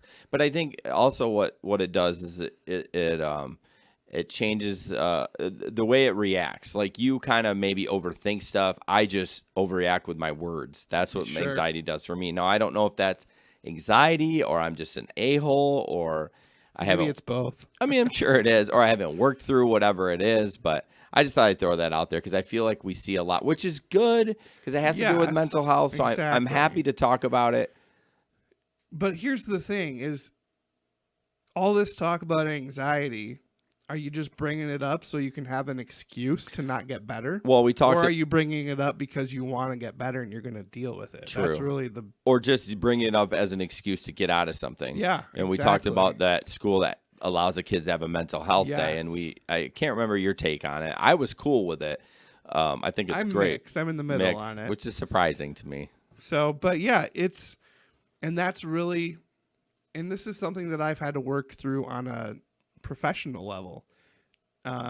Tyler, my boss, is very aware that I have anxiety, and he will not let me just get away with, oh, I didn't do that because I was anxious about it. He's like, you need to find ways to still get things done. Yeah. Even if you're dealing with anxiety, it can't be a cop-out. And I think it's so funny because Tyler is like the definition of a millennial otherwise. Hey, he likes The Office, so shut the you-know-what up. Yes. So for him to say that and to have that hard line for me, it feels like a hard line, but it's really not. But well, he's just challenging you to be. He knows you're not to the point where, like, if he says that, you're going to find rest. Yeah. He just knows he took some time to get to know you because I know that wasn't happening right at the beginning. And so he's like, okay, Ben can do this. So I think it's good to a point to challenge you to do that. Obviously, if you came back to him and said, ooh, man, I'm not kidding, man. This is, then it might be a different discussion. And again, that's what happened with my back. Like, when I first told him it was hurting, he's like, well, what can we do to still have you be focused and doing what you need to do? Yeah. But then when we realized how bad it was, he was like, yeah, we'll see you in December. but yeah, anxiety, very much, if you're using it as a cop-out, not cool. Right. Don't just use it to get out of your responsibilities, or don't just say you have anxiety and leave it at that. Like, if you have this problem of being wrapped up in your head, worrying about everything, there's hope for you and there's help. It doesn't have to be like that. Yeah. Like, you could take a multifaceted approach, medicine, therapy, whatever the case may be. You can get past those hot yoga thoughts. I wouldn't recommend it for myself, but if that's Did they talk about hot yoga in the video? Maybe regular yoga. Yeah. So do we need any prep for this game? Do you need to bring something up? This should be pretty quick. So my son, I mentioned his YouTube excursions, how he likes to watch random videos as well. We have this in common. So the other day, going back to the millennial dad, one of the things that I do is I try to get breakfast with my son once a week. That's not a millennial dad. That's so Okay, not fine. millennial. Well, No. Okay. You're just trying to connect with your kid. Yeah. That's not millennial. Okay. The over-connecting with your kid is millennial. Yes. And this isn't over-connecting. No. Over-connecting would be every day taking him to Oh, breakfast. yes. So we're lucky if we get once a week just because of everything that's been going on. But I was feeling good Friday morning and I was up. So it was like, hey, let's go grab breakfast. And it was so good. Like, we just talked about random things. He told me about basketball, told me about some of the girls at school. Like, it was just open communication over breakfast. Then he pulls out his phone and he's like, so Dad, Looney Tunes, how do you spell it? And so I was like, LOONEYTOONS. He's like, nope, that's not right. Well, you already spoiled one of them. I know. And I'm like, what do you mean that's not right? That's how it is. I grew up watching that show. And so he pulled out his phone and he showed me, and we Googled it, and every result had the correct spelling, and it was not what I had in my head. So there are so many of these things that we think are so, but they're not. So after that, I did some more research and found some more. And the name of that effect is, they call it the Mandela effect, because I guess a lot of people were under the assumption that Nelson Mandela had died long before he actually did. Do you know when he died? 2013. Oh, wow. Yeah. So pretty recently. And people think that he was like, he died 20, 30 years ago. So we get this idea in our head that we think is right. And there's so many people that subscribe to that idea, even though it's wrong. So I feel like that could be applied to song lyrics. Yes, Megan and there I. are some. There's a joke that a song that I thought it was something for probably, 35 years. Yeah. Are you a Star Wars fan? Am I? Yeah. Yeah. There's one that we'll get to that you'll probably be like, what, really? Or Yeah. maybe you won't. I don't know. All right. So we've got some pictures, and again, we'll put these in the show notes for those of you who can't see. But the first one we have here, Curious George. There's a picture of him. One has a tail, the other doesn't. Oh, I literally was going back and forth, could not figure out what was different. Which one is right? I think without the tail. You're correct. But there are people who swear that he has a tail, but he doesn't. Interesting. So Fruit of the Loom is another one. It's a logo we all grew up seeing. Which is the correct image? Is it the one with the cornucopia behind the fruit, or is it just the fruit? I was going to call it a Capricorn. I knew it was something like that. Aren't you glad I pronounced that word for you? I'm thinking it's the fruit without the cornucopia. Wow, well done. You said the word right, and you got the answer right. 2 for 2. So, and then Forrest Gump. This is a quote. Sorry, I don't. I can pull it up. That wasn't on the picture. It wasn't. I was wondering why it was just a single picture. Well, just making things fun. Oh, it was the quote. Life. Yes. I don't want to mess it up and give it away, but let me get to it. Yeah, these are kind of fun. I always look at these. Well, like even the Curious George one, I was like, I swear, what's the difference? I don't see what's the difference. That's trouble. So, life is like a box of chocolates, or was the quote, life was like a box of chocolates? First one. Nope. Oh, I was 2 for 2. Go back and watch it, and he says life was like a box of chocolates. I like how you drawed there. Yeah. Interesting. So, yeah. And then, who is this guy? I don't know. What's his name? C3PO. Okay. Which picture is right? The one where he has a silver leg or not a silver leg? I'm gonna say not a silver leg. Nope, silver leg. I should have picked the silver leg. I need to go back and look at that. I know. I feel like makes me question everything. I feel like he may have gotten injured or the leg got blown off. So I remember at some point they cobbled him together in one of the movies. Interesting. See, I'm not that big of a fan, so I wouldn't know. Febreze. How do you spell Febreze? Which one's correct? F-E-B-R-E-E-Z-E or F-E-B-R-E-Z-E? 2 E's or 1 E? 1 E. You're right. I went with the obvious. I always thought it was 2 E's. Although the one on the left looks normal. It does. I'm not going to lie. I looked at that. I'm like, that looks like a normal bottle. But no, it's spelled that. Ooh, I'm going to screw this one up. Oh, no, I don't think I am. Skechers. Does it have a T? Yes. Nope. It doesn't? No T in Skechers. Oh, the other one looks so wrong. I know, when you put them next to each other. That one looks like so wrong. I'm going to Google it just because I'm really questioning that as well. Are you? Thank you. It is definitely No T. Wow. Isn't that crazy? That is crazy. So there's all these things that we think we know, but we don't. And we're not the only ones. And honestly, I forgot what you said about Looney Tunes, so I'm going to guess. I don't remember what you said because I don't know what I was doing. Probably looking at something else. Yeah, that's all right. Every time we do intros and outros, Ben and I do other things like whatever, look at social or whatever. Yep. So it's Looney with a Tunes or Toons. And yeah, Toons. I'm going to go Tunes. You are correct. Oh. But when my son asked me, it was like a duh. It's Toons. Like Looney. Looney. And I was like, that is what it is. And I was like, well, they changed Looney Tunes recently, so maybe they just changed the spelling. And my son, he's like, nope, they didn't. I'm like, really? So then we both pulled out our phones and Googled it, and sure enough, he was right. So, all right, the Star Wars one. Yes. Is the famous quote, I think I know this one. Is it Luke, I am your father, or I am your father? Second one. Yep. Yeah. But everybody who quotes that line, they say yes. Luke, like when you speak into a fan. I don't know if that was a thing. Yes. But that was a thing for me growing up. You would speak in front of a fan and say Luke. But that's not even in the quote. Like people added that in. That's so funny. I remembered that one, so I knew it'd be okay. And last two. And then Snow White. This one threw me for a loop. Is it mirror, mirror on the wall? Who is the prettiest of them all? Or is it magic mirror on the wall? Who is the prettiest of them all? It's magic mirror. It is. Yeah. But when in my head, I've always said mirror, mirror on the wall. Yeah. In fact, I did too, but I almost called him Nolte.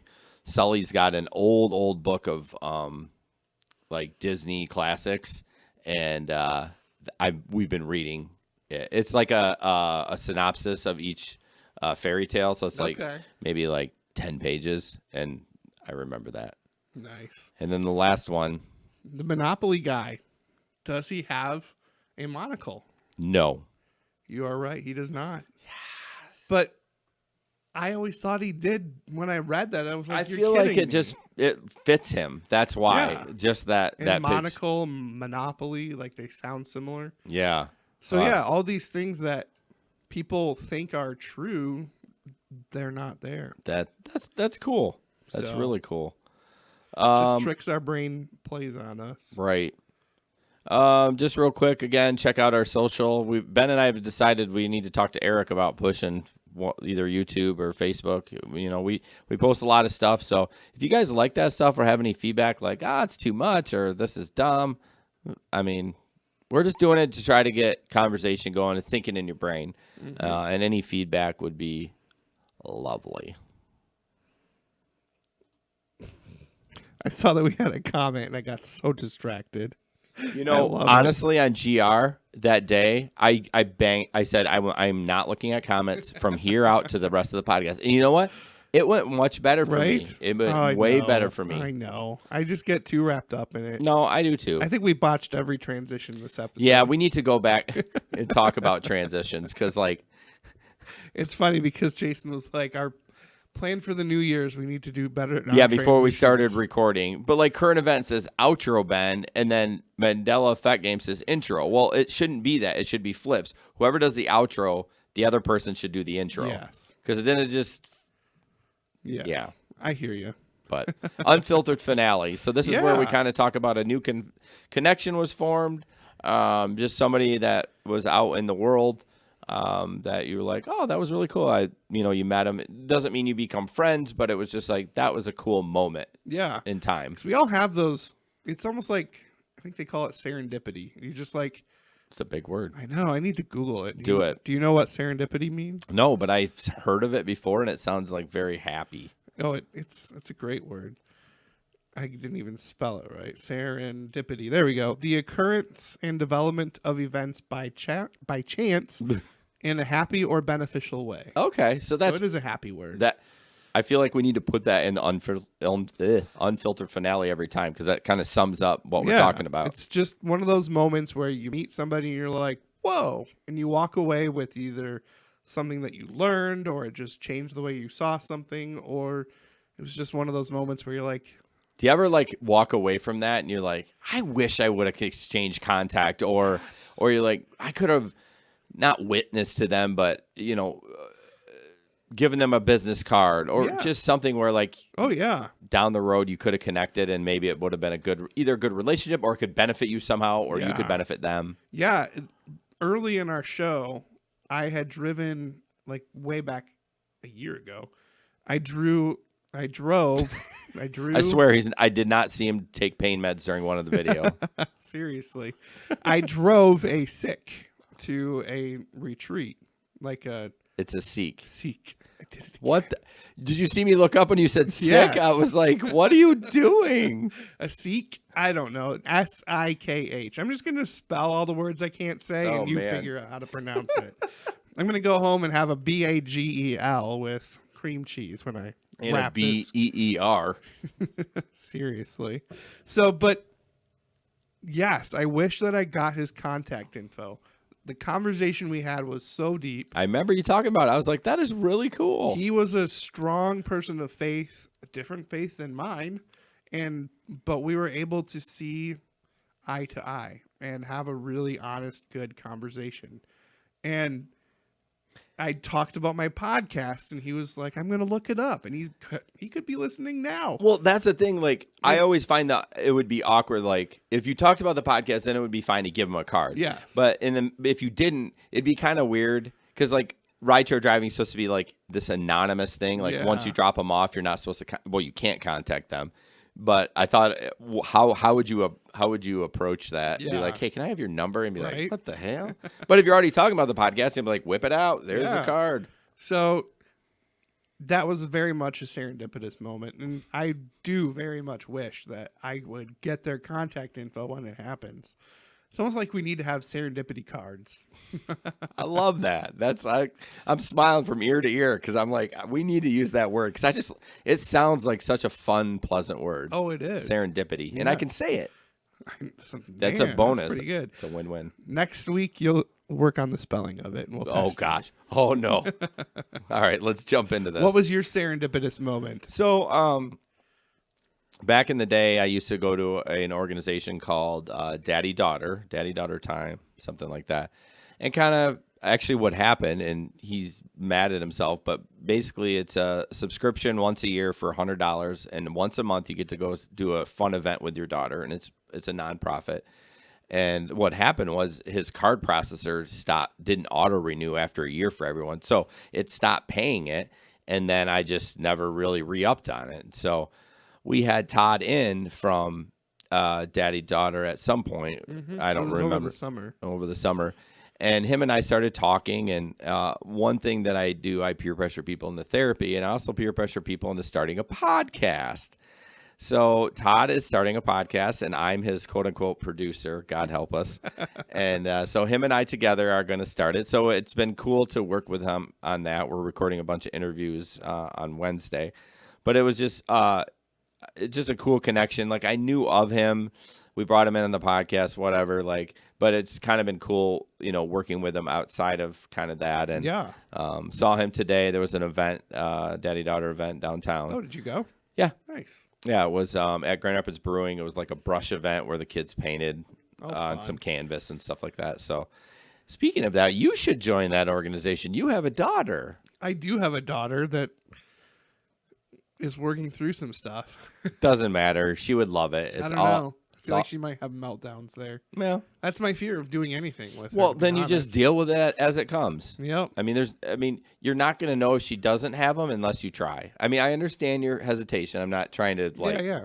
But I mean, what are you going to do? Keep her in? You're going to stay inside for the rest of your life? I mean, I know. You just got to be like, this is going to be is fun. life. Avery's going to be there.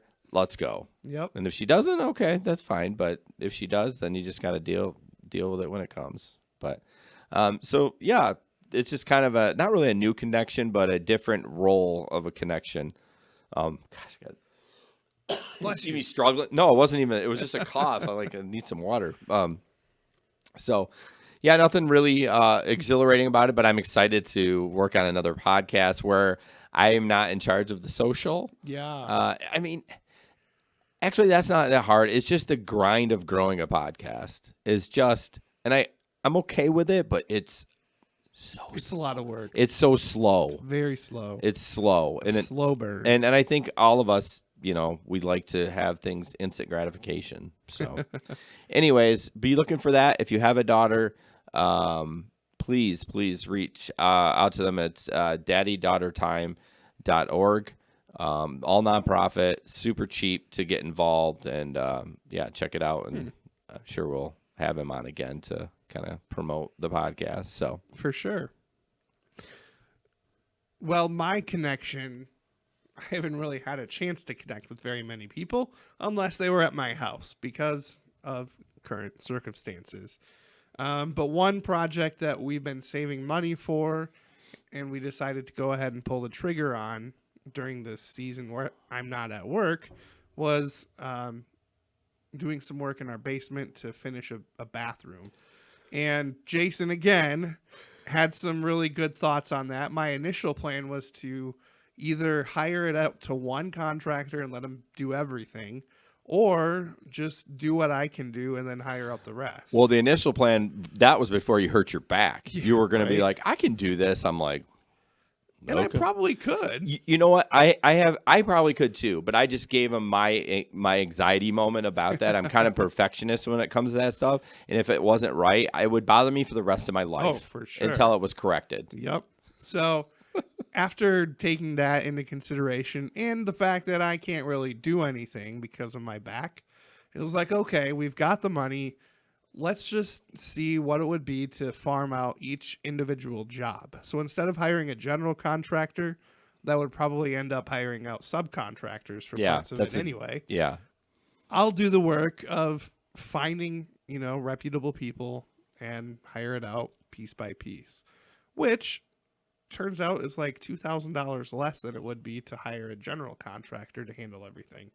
So, which makes sense because they're going to sub it out, but they're going to add a couple $100 on their end just for their time or their relationship. Yeah, with the exactly. other places. So cut out the middleman and I'll do the work of finding them. So I found this company on Home Advisor. They don't really have a really solid web presence, not much on Facebook, but they're rocking Home Advisor and they put up pictures of work that they've done. They've done similar jobs to what I'm looking for. So I was like, we'll give them a try. So called them and they actually didn't respond right away. It kind of bothered me that it's like, hello, I put in a request. Do you want to make some money or what? Like, how long are we talking? About a week. Ooh, that's a long time. And what happened is Home Advisor actually called me and said, we sent your details to this company as you requested. Have you heard from them yet? And I was like, no, I haven't. That's cool that they followed up. So then Home Advisor was like, okay, well, we'll touch base with the contractor. And I didn't think much of it. So then a couple of days later, again, like, hello, is this not important to you? But a couple of days later, he calls and he's like, yeah, I think we could probably tackle that. Let's set up a time to come look at your project. So he shows up and he has a partner with him and tells me a little bit about their company and the fact that they both used to work for bigger construction companies and now they're doing their own thing. They're very selective on the work they do. They're intentionally not all over the web. He's like, we like to just do the work that, people are going to trust with us. We're not out to go and grow our business in huge ways. We're just a couple guys looking for projects to bang out, do a good job on, and work off of referrals, basically. Yeah. So I was like, I can respect that. So, and then he was super transparent with me, which anytime a business, regardless of the profession, when somebody is willing to break down their price structure and explain how they arrive at their prices, it means a lot. Yeah. As a consumer. And it also means a lot as a sales rep. That's what I try to do with my customers. We have a saying in our office that trust begins with transparency. So I felt like I was on the receiving end of that. And these guys are just working the numbers out with me, and it was like, awesome, let's do it. So an incredible savings was provided by working with them. And yes, it was a little difficult. Administration appears to not be their strong suit, but they do good work and they stand by their work and they love what they do. So I just thought it was cool to run across two guys in a completely different profession that value transparency. And that was the serendipitous moment of my week, being stuck at home. Yeah, it's not uncommon for contractors to not call you back. And it's not just contractors. I mean, I had an issue with our dryer, and I reached out to a company that had been here before, and they set an appointment, and they didn't even show up. What? So I'd be so mad. I mean, yeah, I was mad. So I'm never going to call them again. And but you find that, when I worked in the office at Weed and Feed, the small company, it's amazing when we would return phone calls or emails within 24 hours, except if you left it at Friday at 5 o'clock, Right. It's going to get hit Monday morning. And they were like, thank you so much for getting back to us. Like, I've reached out to 3 other companies like a week ago and no one's responded back. I'm like, what are y'all doing? Seriously. Like, what are you all doing? Like, just send an email and say, got your estimate, swamped right now, I'll get to you in 2 days. Yeah. And just setting up, I mean, I don't know. I just look at business a different way. I mean, for sure. So, but that's cool. That's kind of how Weed and Feed runs it. We don't advertise. We work on referrals. We just do good work. And I hope But it you works have a out. website, though. Who? You have a website. Yeah, though. we do. We do. Yes, we do have a website because, just the business we're in, that's how people search for things is the web. So You would think that would be the same with carpentry, but I guess again, not. if they're not looking to grow, I mean, you don't need a web presence. It's true. So, but I am so annoyed when I Google somebody and trying to get contact info and they're like, Yeah. Like I Googled Triumphant Carpentry, the name of the business. I couldn't find anything. wow. I was like, what is this strange. place? So, But just meeting the guys, I was like, okay, I get it now. well, and again, And our plumber is very similar, but he's actually come a long way since last time we used him. So he was the first person I asked back in the day, is this even possible in our basement? And he was like, yeah, we can do that. So he gave me a handwritten quote, didn't save it for himself anywhere. So a couple years later, when I call him to ask him about it, he's like, I'm going to have to come out and look at that again. It's just such a different world. Yeah, so back in the day, he was like, yeah, there it is. But now he's like, a little bit more paper friendly. Yeah. So now he actually has everything online. He booked an appointment with me online, and then he sent the estimate online. And Chances are somebody in his life got involved with the company and said, you need to be a little bit more tech savvy. pretty sure it was his wife. Okay. So I think she's done all of that, and it's great. So Nice. maybe the same thing will happen for the carpentry guys. We'll see. Yeah, I hope it works out for you. I hope in 2 months we don't have to be like these people, and this is our platform, so we're going to talk shit about them. Hopefully that doesn't happen. I don't think it will. No. So Well, guys, thanks so much. I thank you for sticking through this. If everyone listens to the whole thing, I'm so happy because this was a Right? long one.